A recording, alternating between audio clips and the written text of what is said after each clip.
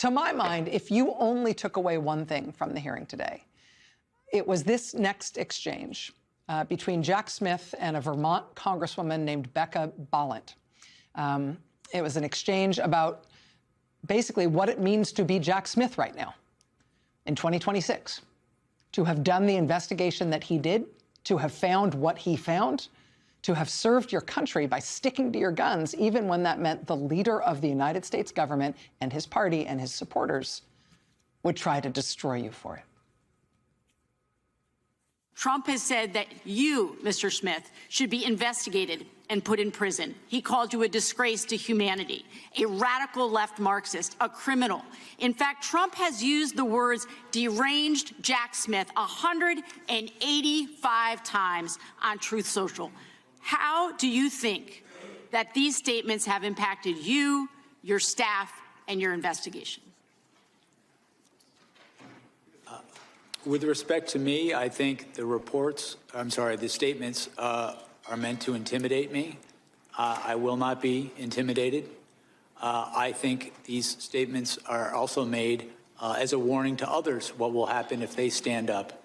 And I am, as I say, I'm not going to be intimidated. We did our work pursuant to department policy. We followed the facts and we followed the law, and that process resulted in proof beyond a reasonable doubt that he committed serious crimes. I'm not going to pretend that didn't happen because he's threatening me.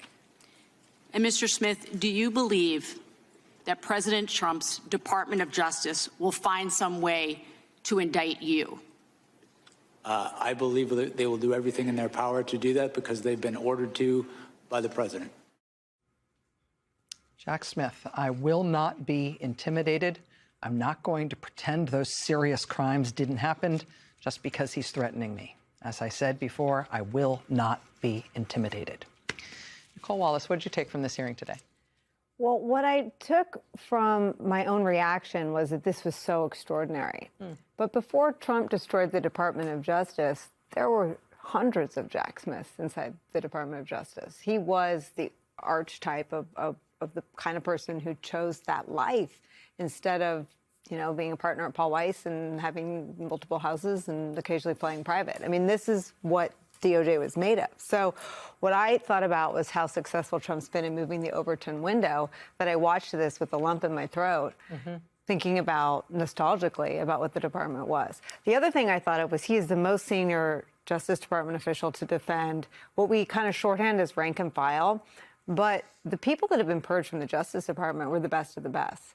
The most senior prosecutors, the most senior FBI agents who have been pilloried reputationally, threatened legally, face death threats, by and large, if they've been named and outed and smeared in the right-wing press. And they have hollowed out the Department of Justice. Merrick Garland hasn't defended those people. Lisa Monaco hasn't defended those people. Joe Biden hasn't defended those people. Today, Jack Smith, right after that clip you played, described the real danger in the threats and efforts to intimidate him to his team. And he really defended the integrity of the work they did. And I think some of what sinks in when you watch this is that we're all here today because this is extraordinary. We all know that this doesn't happen inside the Justice Department. No one says what he said today to the public in that Congress, to Pam Bondi or Todd Blanche or Emil Bove. And if they did, if Danielle Sassoon or Liz Oyer or any of those people did, they've been asked to leave. That's right. Which is the dark and terrible side of the Justice Department professional ethic that says if you are asked to do something unprofessional or wrong, you resign. We have seen people resigning like whole forests of them falling all at once. And what it means is that the Justice Department, as you say, doesn't have those folks in it anymore. That's right. And what is so, I think, painful about this is not that just Jack Smith's work that he did on behalf of not a president, not a party, but on behalf of the country. Yeah. He worked for the country. He was a taxpayer-funded prosecutor who came out of a different post to do this extraordinary job at a point in time when there was literally nothing to be gained. And as he stated at the end, he faces threats and harm, and he's all but certain he will be indicted. They will attempt to prosecute him because Donald Trump wants them to. That not only did he not succeed in bringing a case he knew he could prove beyond a reasonable doubt to a jury, but he will be punished for it. Yeah. Chris? Yeah, I like Nicolle, also felt like I was watching this human embodiment of all that's been lost and all that is crucial and central to really the entire functioning of American democracy, like this kind of a person who's a serious, smart, capable person devoted to public service who is doing their work without fear or favor, which they really want to destroy. I mean, they're quite explicit about that, right? They want to turn it into the U.S. government into basically Tammany Hall with nukes. They want a complete machine that's also like the global superpower where like everyone has a job because you gave Donald Trump some money or you know him, right? And this is like the ultimate rebuke today. And what you do with your job is serve the machine. Yeah. Don't forget, Tammany Hall also tried to do some good things. Yes, that's true. You're right, actually. You are actually correct that Tammany Hall is actually We're in superior. Laura's defense, Tammany You are, Hall. no, that is actually an important and good point. There was some like pothole filling. No, they actually did do it. Yeah. You know, the second thing, I mean, the other very lukewarm take I have is like, boy, it really, I mean, he was guilty as hell and it was a real mistake we elected him again. The final thing I thought was, just watching it, the sort of optics, take a step back, is like someone used this term that we're in the midst of a clicktatorship. Yeah. This sense that everything they're doing, the Trump administration, is spectacle, the sort of spectacle of menace, that when an ICE officer actually shoots and kills an American citizen in a car, he has to move the cell phone from his hand to the other hand so he could keep recording as he shoots her, because the generation of content is so important. Today we got reporting that when Charlie Kirk was killed, Kash Patel inside the FBI, the first thing he was concerned about was what he could tweet, and coordinating with Dan Bongino about what he could tweet, that he wanted to tweet pictures from Windsor Castle with his girlfriend that actually would expose MI5 agents. This is all New York Times Magazine today. This obsession with spectacle. And here's Jack Smith as like the ultimate opposite of that, right? Like a sober, solemn, serious person facing down this kind of carnival of absurdity that has now become, again, and that's always been part of politics. Hearings, as you will attest, right? They're always theatrical. Theatricality is part of politics. I have no problem with that. I talk for a living. But what is totally absent is any sense of seriousness or moral compass right now in the government we have. And here's this person who just feels like this, like, archaeological find from another era. Totally. Yeah, I mean, the aesthetic of it, his asceticism, his stoicism, is itself part of the message. Ari. Jack Smith's headline today was Donald Trump belongs in prison. Yeah. That he had the evidence, that the case was moving forward, that he could prove it beyond a reasonable doubt. Even Republicans seem to acknowledge that he is a strong and aggressive prosecutor, which is what prosecutors are supposed to be. Donald Trump belongs in prison. That's really something for the country to still see and hear from this person. Second, to echo others, Jack Smith is a sober guy in a drunk bar at 1 a.m. Yes, exactly. And he stands out more that way. Exactly. And our job is to try to make sense of this. And you just presented some of those key highlights. People can take it in. People can go online later tonight, tomorrow, watch more. What I saw there on the scale of public servants was an especially sober, fair person. If someone was watching and they're super political and they wanted to see him spar and rebut every type of Republican question that was a little leading or a little over here, he didn't do that. Why did he do that? Because that's not who he is. Yeah. But they need to discredit him because even with the case closed, he still comes off very credible. Right. Yes.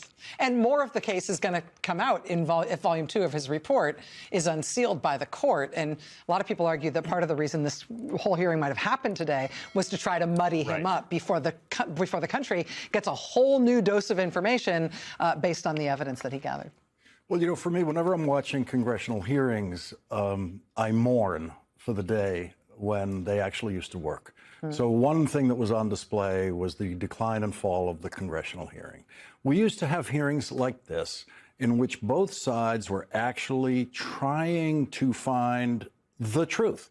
The Watergate hearings were the example of this. There was a certain slight amount of Republican defensiveness for Richard Nixon through the beginning of the Watergate hearings, but as the evidence mounted, members responded to the evidence. Yes. And what you saw today was this utterly nonsensical display that there's no amount of evidence that could ever be proof to any Republican on that committee of anything.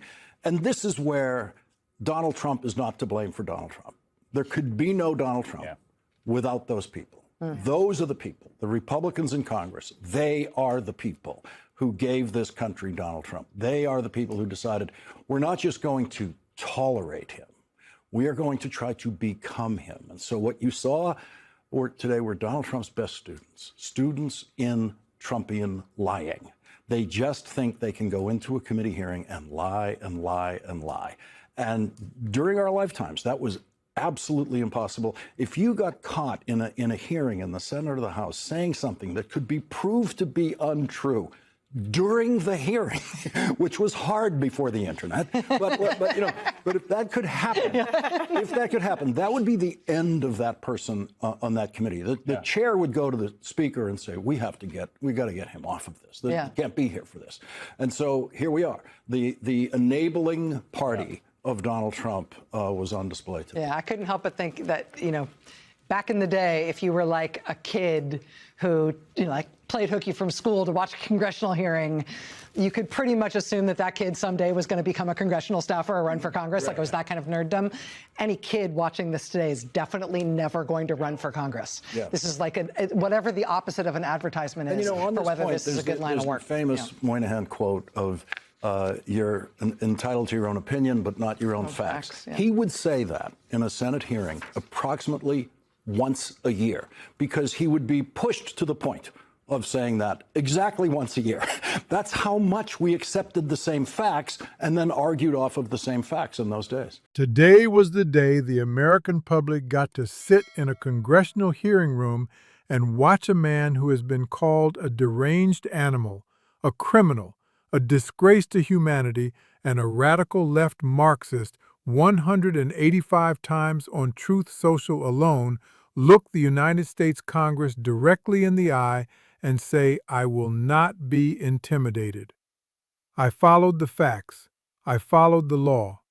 That process resulted in proof beyond a reasonable doubt that he committed serious crimes, and I am not going to pretend that did not happen just because he is threatening me.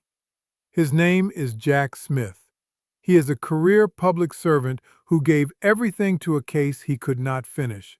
And today he told Congress, and through them, the entire American public, exactly what he found. Let me tell you what this hearing actually was, beneath all the noise and the Republican theatrics and the Jim Jordan performance and the Truth Social posts, because it deserves to be named clearly for what it was, not just what it felt like in the moment. Today was the day the American public heard in plain language, under oath, from a sober, serious, meticulous career prosecutor that the President of the United States committed crimes. Serious crimes. Crimes that Smith said he could prove beyond a reasonable doubt to a jury of 12 ordinary Americans. Crimes involving the willful retention of national defense information under the Espionage Act, carrying up to 10 years per count. Crimes involving a criminal scheme to overturn a free and fair election and prevent the peaceful transfer of power. Smith said he had no regrets. He stood by every single decision he made. He said the evidence required that Trump be held accountable, and so that is what he did. And then he said something else, something that should have been on the front page of every newspaper in this country the next morning.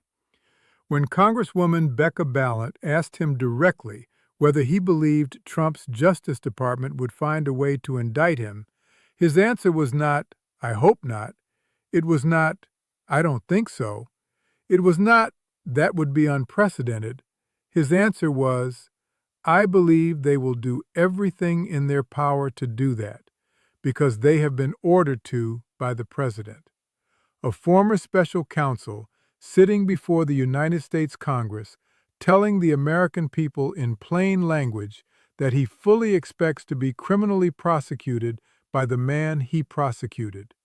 Not because he did anything wrong, but because he did everything right. As Jamie Raskin framed it, that is the precise distinction. Trump does not want Smith in prison because Smith broke the law. Trump wants Smith in prison because Smith followed it. Trump had called him deranged, a criminal, a disgrace to humanity. He deployed the phrase deranged Jack Smith 185 times on Truth Social alone, as a deliberate strategy of intimidation designed to make clear to anyone watching what happens to people who stand up to him. And Smith sat in that chair and said the statements are meant to intimidate me. I will not be intimidated. They are also a warning to others about what will happen if they stand up. I am not going to be deterred. There was no performance in that answer, no theater, no attempt to score political points for an audience. Just a career public servant who gave everything to a case he was not allowed to finish, sitting under oath, knowing the retribution is already being organized, and refusing to flinch from any of it. What gives that testimony its full weight is the context surrounding it that Nicolle Wallace described watching with a lump in her throat. Jack Smith is not an unusual figure. He was not a rare exception who somehow survived inside a broken institution. He was the archetype. Before this administration systematically hollowed out the Department of Justice, before the purges and the forced resignations and the political litmus tests, before Pam Bondi and Todd Blanche replaced the career prosecutors who built their careers on following facts wherever they led, there were hundreds of Jack Smiths inside that building. People who chose public service over a partnership at a law firm and multiple houses and a comfortable life. People who took the difficult cases nobody else wanted and built them brick by brick according to the rules and delivered results that held up in court. The most senior prosecutors, the most senior FBI agents, the best of the best.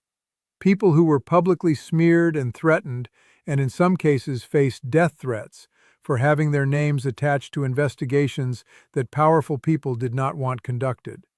And they are gone now, fired, driven out, replaced by people whose primary loyalty is not to the law or to the Constitution or to the country, but to one man and whatever he needs from them on any given day. One analyst described Smith as a sober man in a drunk bar at 1 a.m. He stood out more for his stillness and his precision than anything else in that room. The Republican members on that committee performed exactly what you would expect from people who have spent years becoming students of Trumpian lying. They went in having already decided what they were going to say, and the testimony itself was completely irrelevant to any of it. Watergate provides the contrast that matters.